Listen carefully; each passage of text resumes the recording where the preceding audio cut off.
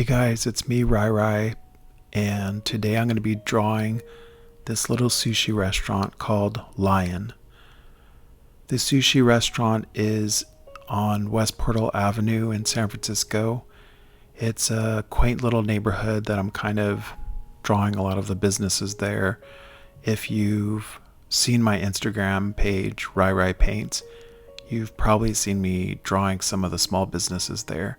A little Original Joe's is there. It's a cute little pizza Italian place. I also recently did Zing's Chinese restaurant, which is kind of not far from there. And I'm going to be doing a lot of other small businesses on West Portal. This street has a lot of charm, and that's what first drew me to want to draw this restaurant, Lion.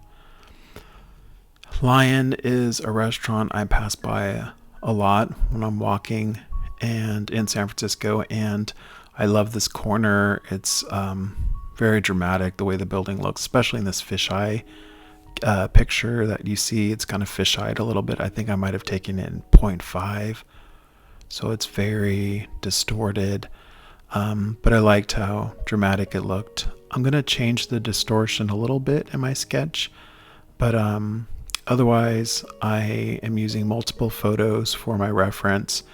There are no leaves on the trees right now, but whenever I think of this restaurant, I always think of how much beautiful shade it has from all the leaves and foliage that it has most of the year, like during spring, summer, and a bit of fall.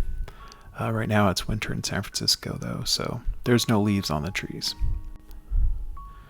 Now, my history with urban sketching just started recently. This is probably only my, fourth or fifth drawing. And I fell in love with urban sketching many years ago, maybe about 10 years ago, just from watching YouTube videos of people doing it. And some people will come to me and be like, you're not a plein air painter unless you're out painting, in the air. You can't be a plein air painter in your studio. And I totally understand that, especially since plein air really literally means, like working outside and in the air. But for urban sketching, I see a lot of people saying, hey, you could be an urban sketcher in your studio. And some people will say, no, you can't. You have to be on site. And I could understand where they're coming from. I think being on site just adds so much more feeling and senses. What the atmosphere felt like. Was it cold that day? And all those things are going to affect the way you kind of represent the picture in person versus if you were doing it in your studio. But like many of you out there, I'm very empathetic for people who live very busy lives. I work 40 hours a week, and then I also, on top of that, have a part-time job working for Winsor Newton, actually. So a little bit of a disclaimer: if you see me using a lot of Winsor Newton products, they don't sponsor this video or anything, but it is, I do work for the company, so you'll see me using a lot of their materials. But I have a lot of work I do. The only time I really get to paint or draw in my studio is from midnight to 3 a.m. So like many of you, you might not be able to go out and do urban sketching, but maybe you could do urban photography and then bring that back to your studio and do little drawings. I know many of you might be parents or be older or not be capable of being outside for a long time. I have skin cancer in my family and also have rosacea. So being in the sun is something I'm not able to do for very long. So I totally empathize with people who don't have the means of kind of going out and doing urban sketching. I am going to do it though. I'm going to go on site and I'm going to do some urban sketching with my family or cousins someday. But for now, I want to get as much practice in as possible. So I do a lot of quick snapshots while I'm walking around in San Francisco, while I'm briefly, walking to go shopping or whatever, just quickly snapping a photo. And then ones that I really like, I am going to save them in a folder on my phone and then pull them up in the album later to draw. I'm drawing on 100% cotton paper. I feel like that's really important for watercoloring. In my experience with watercolor and also being knowledgeable about the materials, I know that it'll work best for me. When I was drawing it in, I was just drawing it in with a mechanical graphite pencil. I just wanted something very lightly sketched in. I started with the kind of bigger, more broad shapes first, worked out a little bit of the perspective, a little bit of 2-point perspective going on here. And then later I'm inking it in. A lot of people always ask me about these pens I'm using. I think it's called a TWSBI 700R vac pen, basically a fountain pen that you could easily refill. I am using a waterproof ink, or actually it's a water resistant, so it's going to be pretty waterproof. But it's Black India ink, again by Winsor and Newton. I mentioned I get a lot of their products because I work for them, and I just fill up my pen with it, and I just kind of go for it. I really enjoy just being able to kind of turn on my music late at night and just zone out. Something happens when I'm art making, especially when I'm painting. Drawing, I feel like I have to think through things more, but it still just brings back all those memories of when I was a kid, just doodling on the margins of my homework, and it's just really peaceful. If you haven't tried urban sketching before, I would highly recommend it, because one of the cool parts is nothing really has to be perfect. Like with this ink, I'm constantly making mistakes. Nothing's as perfect as I'd like, but it's hardly a mistake. It's more just part of the process, and anything that you don't get quite the way you wanted it to just adds a little bit more character. I also like being able to kind of freehand and make shortcuts. Like I'm not going to draw all the bricks on this building, so I just gave the impression of a few.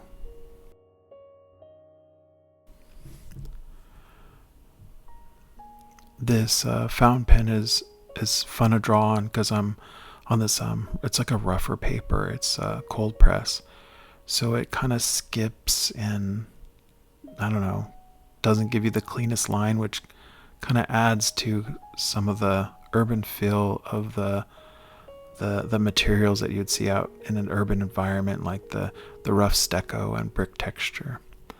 I blow dried this ink just to make sure it was dry before I erased out the pencil marks, and now I'm going in with it looks like a cerulean blue. These are again all Winsor Newton products. Most of them I'm going to be sharing with you.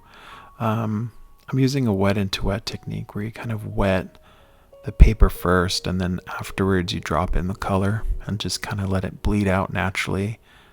I am kind of manipulating it a little bit, but otherwise it's a lot of fun to just let watercolor kind of do its own thing, kind of spill and turn around. This looks like some raw sienna I'm painting in. This brush I'm using, again, I don't want to like push any kind of products on people, but I'm using a Series 7 brush, and I preferred synthetic brushes for a long time, and I had these Winsor Newton Series 7 brushes that were, I don't know, they'd seem kind of floppy to me. They didn't like have enough rigidness that I liked, so I felt like I had a hard time getting details. And then I did a painting with one, a full 2-hour painting with one. It was a Series 7, size 7. I guess it's this exact brush you're seeing right now. And I fell in love with it. How much water it holds and how it could come to a sharp point. You'll see I kind of did large areas with it. Now I'm doing more detailed areas. But if you haven't tried a Kolinsky Sable brush, the hairs on it are absolutely incredible. It is a taste thing though, so I'd say maybe you can borrow one from a friend or try it before you go out and purchase one, but it is worth a try. I realized I love them. I didn't know. I've been watercoloring off and on for many years, and it wasn't until I really kind of gave it a go on one painting. I don't know, they're kind of pricey, so I didn't want to damage it. Now I'm like pretty rough with my brush, constantly using it to mix paint and doing things I was afraid to do before. You could see me blow drying. I kept this in. I was going to edit out every time I blow dried, but I really want you to see how efficient I try to work in my studio, just because I am limited on paint time and I want to paint. So blow dry it until it's dry so that I could go ahead and do the next layer. I don't always swatch my color, but I'm getting used to this new palette I set up. So I'm familiarizing myself with some of the new yellows I added. This is a lemon yellow that is so green. I don't even think I added any blue to it. It just reads as like this neon green, which is what I remember from this restaurant when they have leaves outside on the sidewalk trees. The greenery down these old streets is always so beautiful in the spring and the fall, and or early fall, I should say. And then during the winter, they're left with these like twigs, these like little twig trees, and they're so dramatic looking, how like skeletal they are. But I don't know, a lot of crazy stuff's going on in the world, so these last few months I've been just focusing on positive, optimistic art. I thought I would delve into like deeper art about, I don't know, I don't want to get too much into politics, but art that had to deal with issues that are affecting me directly. But I think I just need some kind of like healing feeling, and I used to go to art for that all the time as a youth, and I find myself going there again, and it is keeping me sane. For these bricks, you'd think they'd just be red, but when I look at the reference photo, it reminds me like, no, these are kind of more brown bricks, kind of orangey sometimes, and the shade, they're kind of more burgundy because they have these cooler, colder, bluer, purpler hues. Again, I'm not making a photorealistic painting, so I'm not too concerned on spending too much time trying to mix my colors. I'm just trying to have fun first, and then secondly, after I enjoyed the ride of the painting, maybe have something pleasant to look at. Ooh, that was bright blue. I was like, I would go in with a lot of water and melt that away. Watercolor's beautiful in some ways. It just reminds me of this, like, I don't know, it reminds me of paper making. I took this paper making class with the late Nance O'Banion, who was a paper and book artist at the California College of the Arts. And she had this paper making class. And most of the time we're just making paper with like water and all the pulp fibers of paper, and you're working with water the whole time. And there's something with working with water that's just so instinctively peaceful. I guess because we need water. So you're just around water. When you hear water, when you see water, it's just real kind of calming to the soul. I decided to kind of frame my composition in the ink drawing between these two trees, and then I knew everything else I wanted to just melt into watercolor with no definite inked lines. So you could see like the trees in the background, and the rest of the building is all just kind of not outlined. It's just watercolor. It's just kind of melting into the background. These shadows are a lot of fun to add, because if you just have a light, you add a shadow on it, it immediately gives it depth. Watercolor is really easy to kind of blend if you're fast enough to kind of add the water to it. Here I am blow drying again. Blow drying also helps because the paper will kind of start to, this is stretch paper, it's like on a block, but it's like glued on the edges. You could buy them like that, but sometimes they'll still warp a little. And when you blow dry it, the heat starts to tighten it up. I mean, you've probably all have experienced shrinking your clothes in the dryer. Similar thing happens with the paper, so it kind of helps to blow dry it to keep the warping under control. What I love about this restaurant is that big sign outside. It used to be called Fiji, I'm sorry. Fiji was the sushi restaurant before. I think there's still some affiliation. I don't know if like the chef is from Fiji. I'll have to do more research on it, but the branding they have now is great. Before they had like a little sign that said Fiji, and then when it switched to Lion, they put up these big 4 letters, Lion, and I was like, oh god, that'd be such a cool drawing. But now it's gonna be my little urban sketch. That's me finger painting. Sometimes if an area is still wet and I didn't feel like blow drying it because I don't know, I was being lazy or something, or didn't want to wait, it'll bleed into the area and I'll kind of wipe it out with my finger.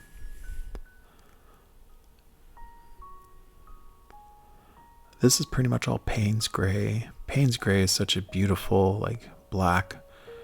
It's so rich and deep in color. It's very cold. And has a lot of character rather than using like sometimes if you use more of a pure black like an ivory black or Mars black, it doesn't have as much depth as kind of the Payne's gray. I don't know if you noticed, but I switched brushes to this is a series 7 by Winsor Newton again, the Sable brush, and it is, I believe a number 4 now. So I went from a number 7 to a number 4 round. And again, it still holds a lot of water. So you'll see me doing a lot of blending, like right here. Holds a lot of water. But at the same time, it's small enough so that I could get little details in too.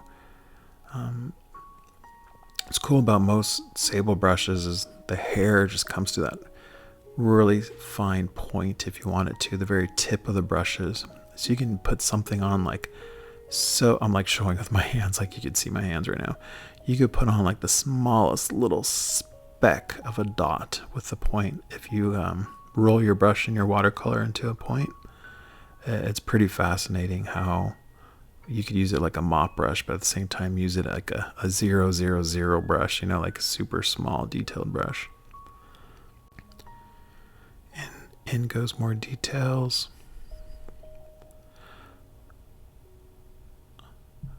Sometimes when I'm painting, I have to stand up a little and see what I forgot. I'm like, oh yeah, all this has to be in shadow. Just lay somewhere and it got it too dark, so I rinse off my brush, dry it off, kind of try to lift some color off. I like that watercolor has a lot more workability than I initially thought. That you could kind of lift things up and you can manipulate the painting more. It doesn't feel as versatile as like oil painting, but it has, it just has this beautiful immediacy kind of. And I understand a lot more now when I consider it a drawing medium, watercolor. Even though it's paint, it really does feel like drawing.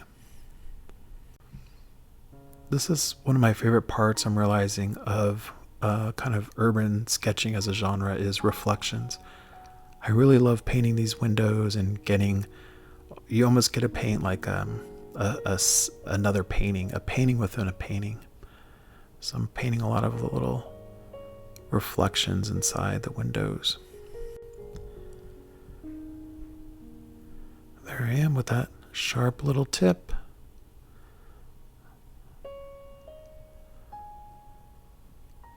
I love putting those little shadows in. Everything just starts popping once you start underlining these little shadow areas.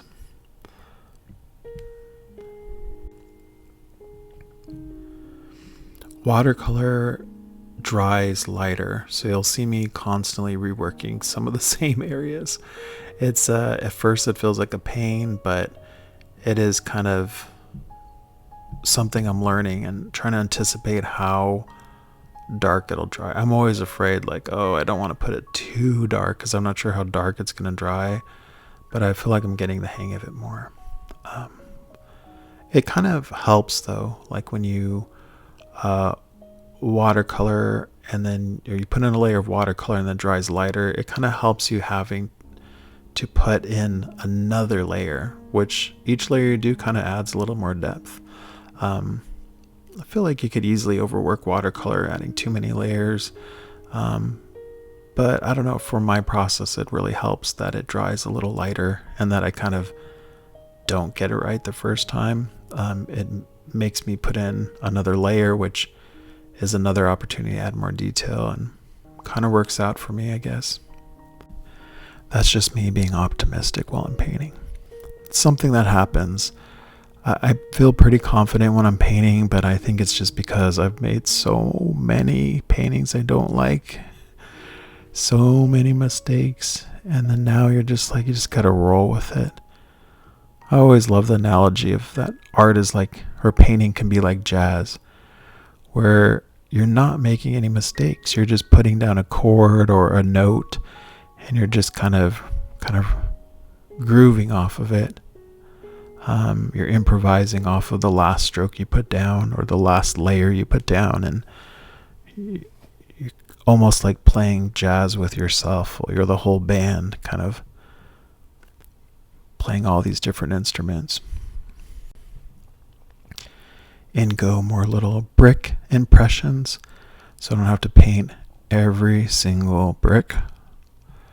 I'm sure some people would love that. I would love to see somebody paint every single brick. I am not that man though. There you go, gotta make something darker.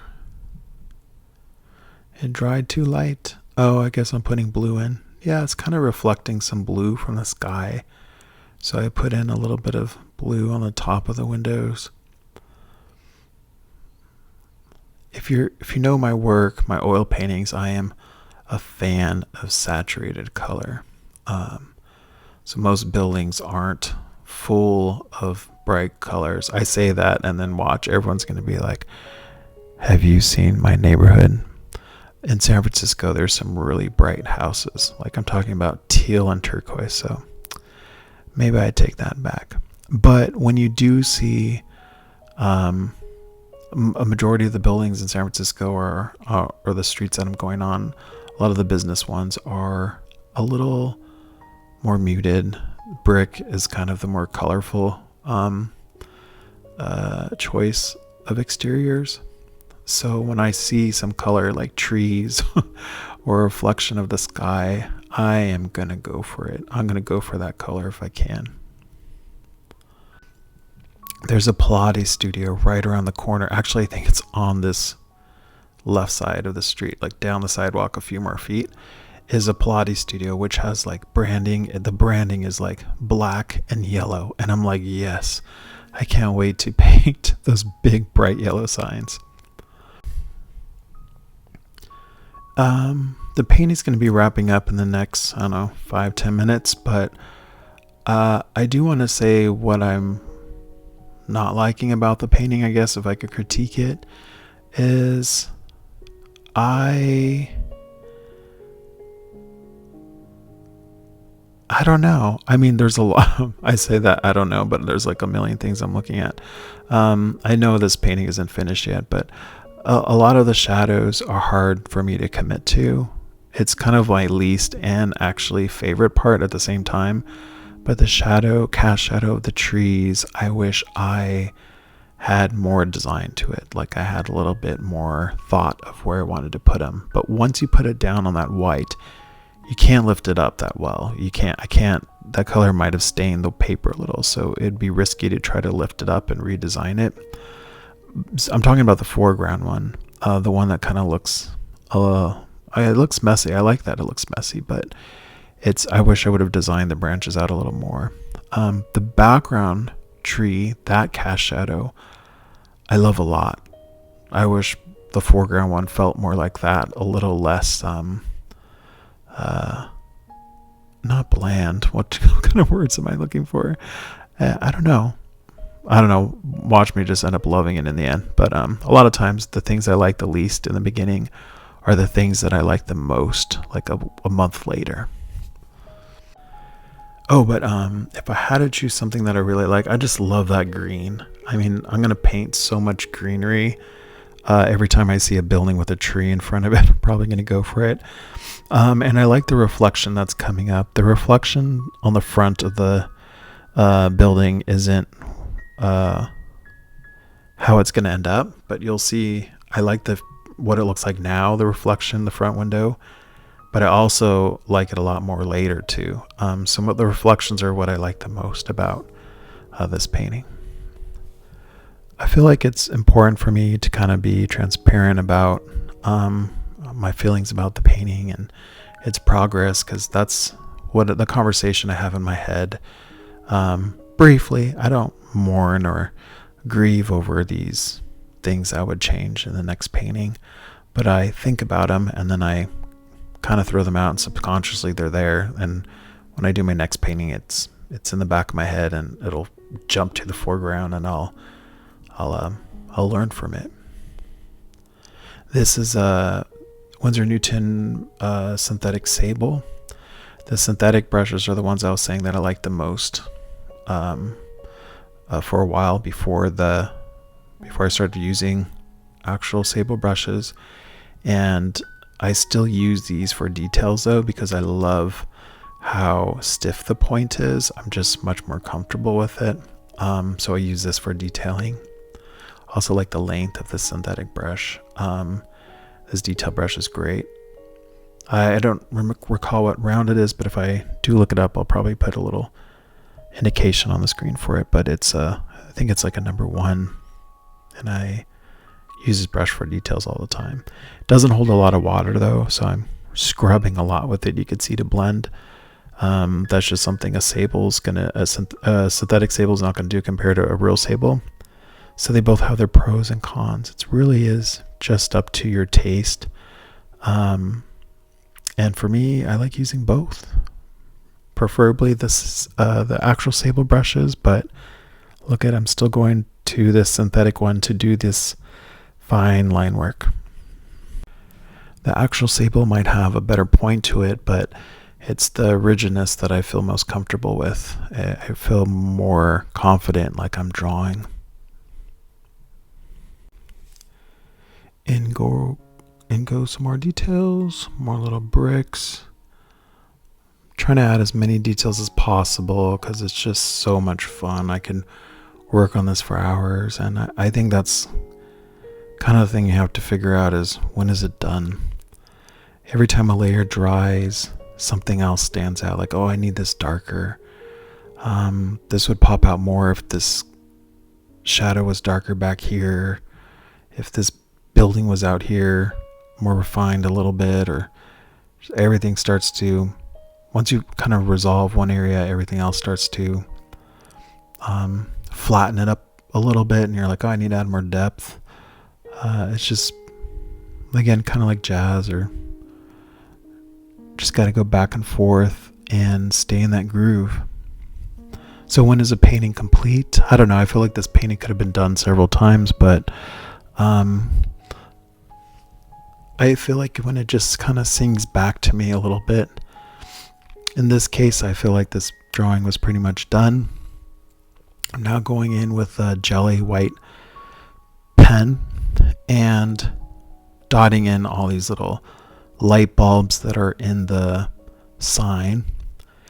And I'm going to get, or I guess I should just talk about my process first, but I'm going in and scratching in all these little white areas. I seen urban sketchers do this, and I was like, I don't understand the drawing on top of I don't know if that's something I'd like. And then I tried it, and it's such a freaking amazing feeling to be able to scratch in these white spots and little sections and highlights. it gives me the same thrills, almost like oil painting in a way, even though I'm drawing, because you're adding this opacity to it. And I love it. I love going in with this white pen, so much so that even though this is jelly pen, I feel like it's doing pretty well. I ordered me another fountain pen so I could refill it with just white ink, and I could, by the way, this is black tile, so I'm actually going in and drawing every little grout section. I thought that would be a fun little detail, and this only took a minute to do. But yeah, I'm going to go in and fill in my fountain pen with this Winsor Newton white ink that they have. So I'll have it in a fountain pen form too, and to see if I like it. I don't know. I love adding these white lines and white details so much that I want to explore that a little more. So I'm going to try a fountain pen. So that might be in my next video. Even in the leaves, I'm like, oh, I wish I outlined some areas. Well, now I can do it with white. Why not? Again, the texture of this paper, it's cold. I never really liked painting on cold press watercolor until I started doing these sketches. And now I'm like, I love the texture. Like the way the pen feels on it, the way the watercolor feels on it, the way this jelly pen feels on it, the fountain pen, it just all has this great vibration when you're kind of skipping over the surface. It's adding in some more details. Ooh, I did notice something. So this lion was sticking out too much, even though it's so bold. I tried to look for at the photo reference and seeing if there's anything I can do, and I was like, you know what? It is hidden a little bit by reflection. So I started adding this very subtle reflection over it. So I thought the painting was done, but I feel like this added just another layer of depth. Whenever I'm looking for something to work on, I always look for things that are flat. Now, I don't think things that are flat are bad. It's just my own aesthetic. I'm like, where can I add more depth if I can? And it doesn't necessarily have to mean value depth. It can mean color depth too. It could be, the difference in hue. Maybe something is all the same flatness, but it has depth with color or richness or texture or something. But so yeah, depth in every way. And I think the font, the branding they have, Lion, I just needed to add some more depth. The white was also looking too solid or a little flat in the sunlight areas because I think my camera kind of blew out some of that. But I looked for those little textures and started adding more. I'm doing this technique where I'm blow drying while I'm painting. Has anyone ever done that before? I just needed things to be a little rougher, the texture on the sidewalk. So I found that when I blow dry while I'm painting, I can get kind of like a little dry brush action going. There I am, man. Hit that thing with some heat.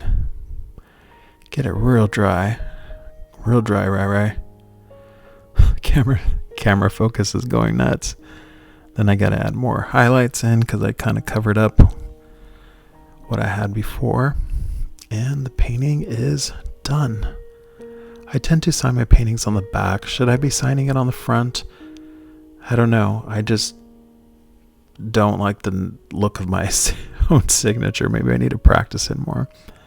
But I do sign on the back so people know that it was by Ryan Martin. Yours truly, Rai Paints.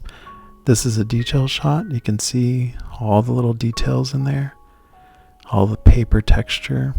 This is what my palette looks like. And here's the finished project.